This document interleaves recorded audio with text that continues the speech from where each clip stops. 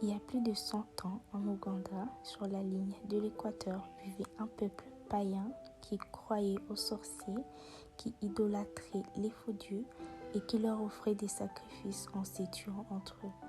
Un peuple qui ne connaissait pas du tout l'existence de Dieu. Ce n'est qu'en 1879 qu'un jeune père blanc, le père Lourdel, entraîna à sa suite d'autres missionnaires courageux, traversa l'immense forêt et les obstacles pour rencontrer le roi Mtassé dans la capitale, Rouga, qui était la capitale de l'Ouganda à ce moment-là. Le roi leur permit de s'installer et leur offrir même beaucoup de présents. Alors commença la mission de l'Ouganda. Ils installèrent une chapelle dans une hutte et les pages du roi qui ne cessaient d'y tourner autour furent invités. Il leur dit qu'ils n'avaient pas de raison d'avoir peur et qu'ils n'étaient pas là pour leur faire du mal. Alors il leur fit entrer dans la case et commença à les enseigner l'histoire de Jésus. C'est alors que l'un des pages va se lever et va dire « Eh bien, puisqu'il est mort pour moi, celui-là, moi, je veux bien mourir pour lui. » C'est alors que le père Lourdel va lui demander « Comment t'appelles-tu » ?« Luanga. »« C'est bien, Luanga. Peut-être qu'un jour, faudra-t-il que tu meurs pour lui. » Tout allait parfaitement bien jusqu'à la venue des Arabes qui venaient d'Algérie, qui eux aussi avaient traversé la forêt, mais pour faire des affaires de commerce avec les Baganda. Ils achetèrent de l'ivoire, des esclaves et firent une alliance avec les sorciers qui étaient mécontents de l'évangélisation qui se passait à Rougaba et se mirent d'accord pour venir parler au roi et de le prévenir d'un soi-disant complot que les Blancs essayaient de faire. Aussitôt, le roi fit appeler le père Lourdel. « Retournez chez vous, puisque vous voulez vous emparer de mon royaume. » Le père Lourdel nia toute implication. Cependant, tous les petits pages voulaient devenir chrétiens. Le père Lourdel baptisa les 4 premiers qui savaient le mieux leur catéchisme. Comme le roi les entraînait souvent à faire de mauvaises actions, ils promirent à Dieu de ne plus jamais commettre d'impureté. C'est alors que les sorciers vont venir confirmer leurs propos devant le roi Mtessa en lui disant « Tu vois, ils changent le cœur de tes pages qui ne voudront plus t'obéir.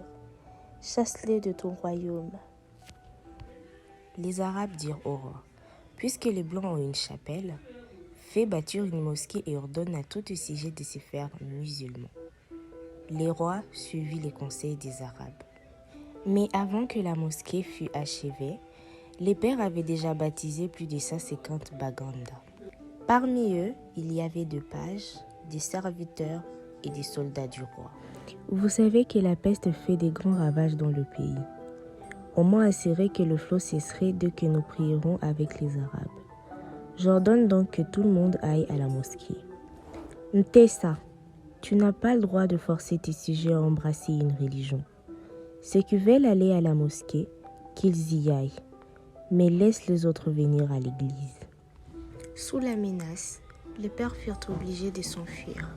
Ils montèrent en pirogue pour traverser les lacs Nyanza. Et tandis qu'ils s'éloignaient, sur la rive, les petits pages criaient « Père, nous vous le promettons, nous resterons fidèles à Jésus-Christ. » 3 ans après le départ de père, le roi Mtessa mourut. On choisit pour lui succéder son fils Mwanga, un beau jeune homme de 18 ans. Aussitôt, les missionnaires prirent leur pirogue et revinrent à Rougaba. Voilà 1051 jours que vous êtes partis. Comme le temps nous a paru long, nous désespérions de vous revoir, mais la foi est toujours vivante dans nos cœurs.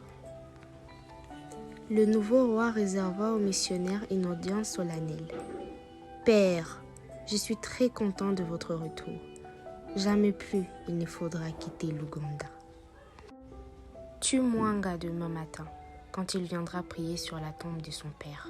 Transperce son corps avec la lance et tu deviendras roi à sa place. Ensuite, tu feras mourir tous les missionnaires. » Mais hélas, un homme avait suivi les Katikiro. C'était un chrétien, André Kagwa, commandant de la garde royale. « Mwanga, Ne va pas à la tente de ton père demain. Les Katikiro a juré de te tuer. Le roi fit appeler son ministre. On t'accuse d'un complot contre moi. Est-ce vrai que tu veux me tuer? Or, à ce moment même, un messager annonça au roi qu'un blanc s'avançait à travers la forêt avec toute une escorte armée. C'est alors que le Katikiro ou le ministre s'avança et dit « Tu vois, je te l'avais bien dit, les chrétiens sont des traîtres. Ils font alliance avec le blanc pour te faire disparaître et s'emparer de ton royaume. » Mwanga crut le Katikiro. Il envoya ses soldats contre le blanc qui était Annington, un explorateur anglais. « Tu es un assassin, Mwanga. Ton père Mtesa n'aurait jamais fait cela, » dit au roi Joseph Mukasa, un de ses conseillers. « Faites mourir immédiatement ces sales chrétiens. Je n'ai des reproches à recevoir de personne. Tu diras à Mwanga qu'il m'a condamné injustement, mais que je lui pardonne de tout mon cœur. » Et Joseph Mukasa eut la tête tranchée. La fureur du roi ne s'arrêta pas là. Le lendemain, il fit publier un édit qui ordonnait aux missionnaires de partir et condamner à mort tous les chrétiens. Il fit rassembler tous les pages du groupe de Mukasa. « Votre chef a eu la tête tranchée. Tous les chrétiens subiront le même sort. Je n'épargnerai que ceux qui ne prient pas avec le blanc, que ceux-là sortent des rangs. » Seulement 3 pages qui étaient encore païens s'avancèrent. « Je vous ferai tous abattre comme des chiens, » hurla le roi. « Kali, comme pour dire, comme tu voudras, » répondirent les pages. On les enferma dans des cages de bambou et le roi fit venir le groupe des Kambi dont le chef était Charles Lwanga. Lwanga avait 18 ans. Il était devenu l'archer le plus adroit et l'athlète le plus fort de la tribu.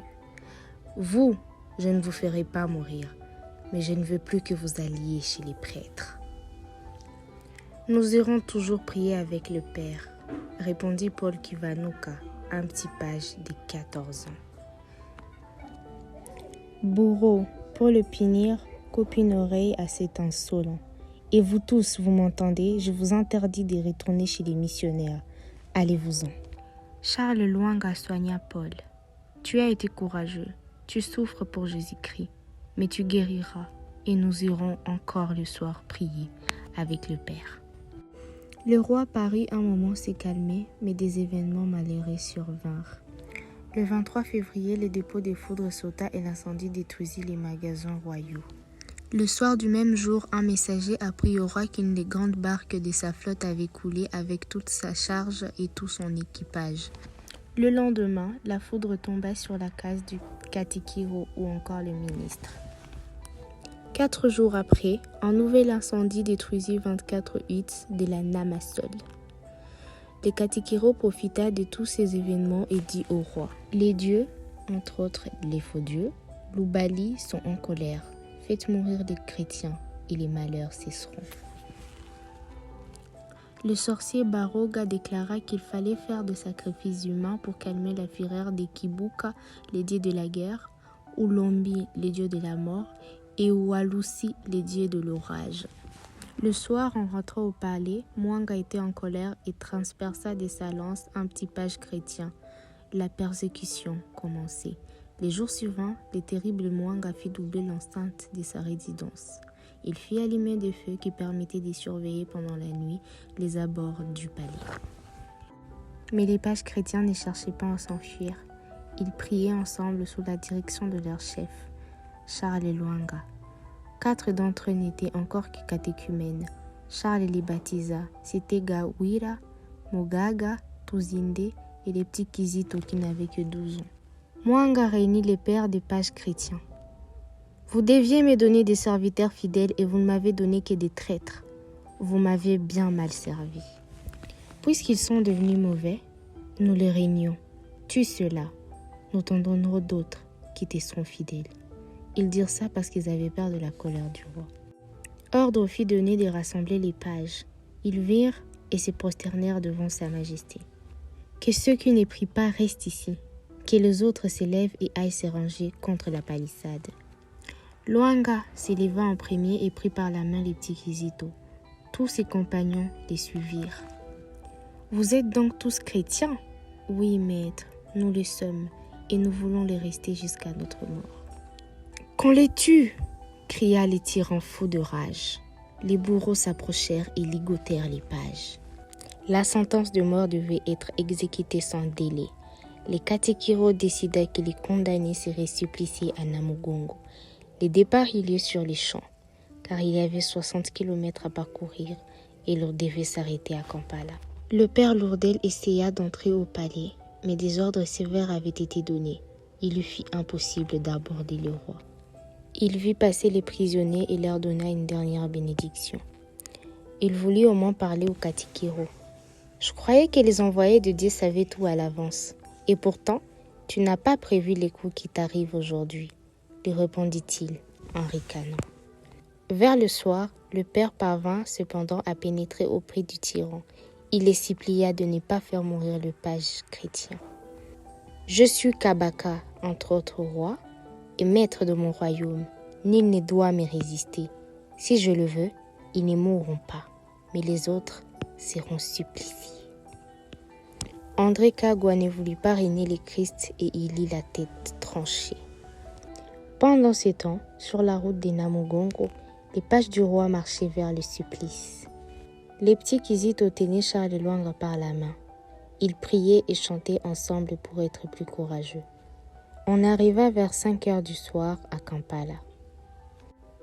Senkole, le chef de bourreau, ordonna aux condamnés de se coucher à terre pour passer la nuit et on leur mit des fourches au cou.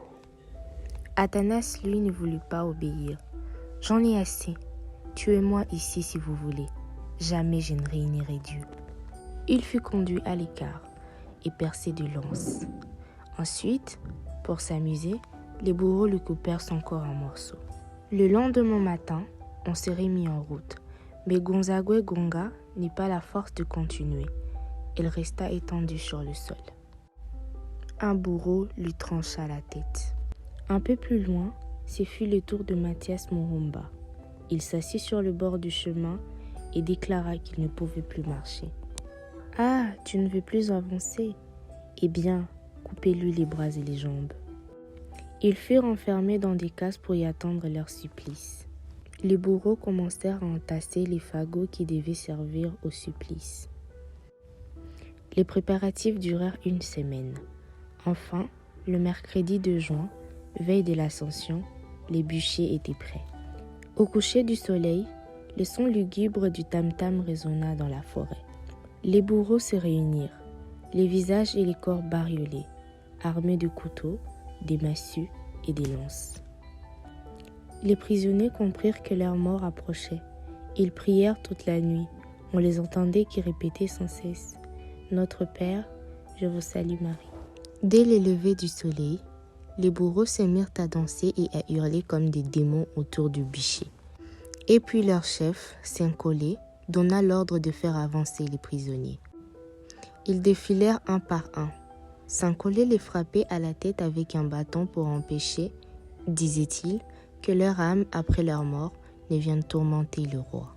« Promettez de ne plus prier et on vous fera grâce. » Mais tous répondirent « Nous préférons mourir pour Jésus-Christ. » Senkole mit à part sa victime.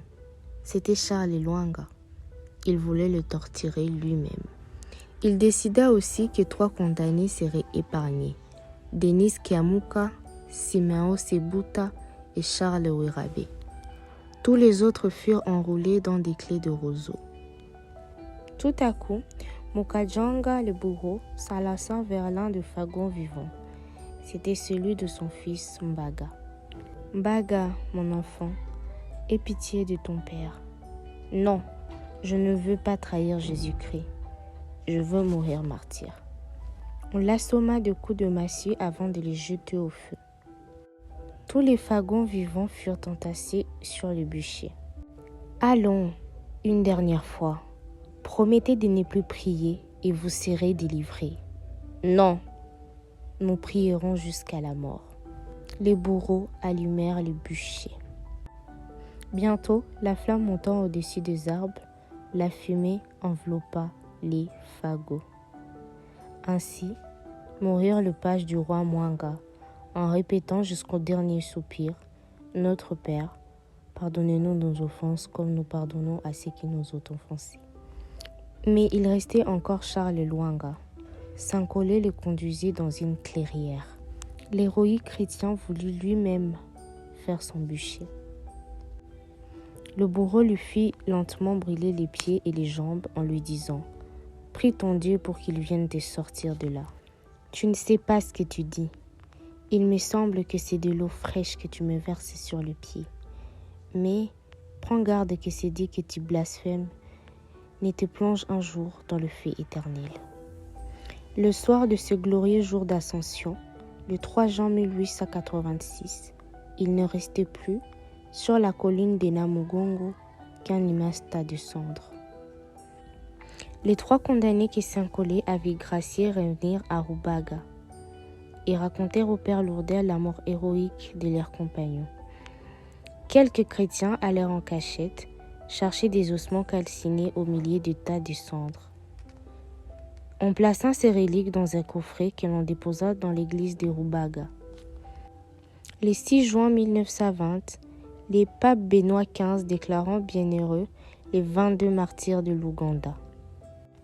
Le pape Pie XI proclama Charles Lwanga chef de page, patron de la jeunesse catholique africaine. C'est ainsi que je termine cette vidéo avec ces quelques images. Que Dieu vous bénisse.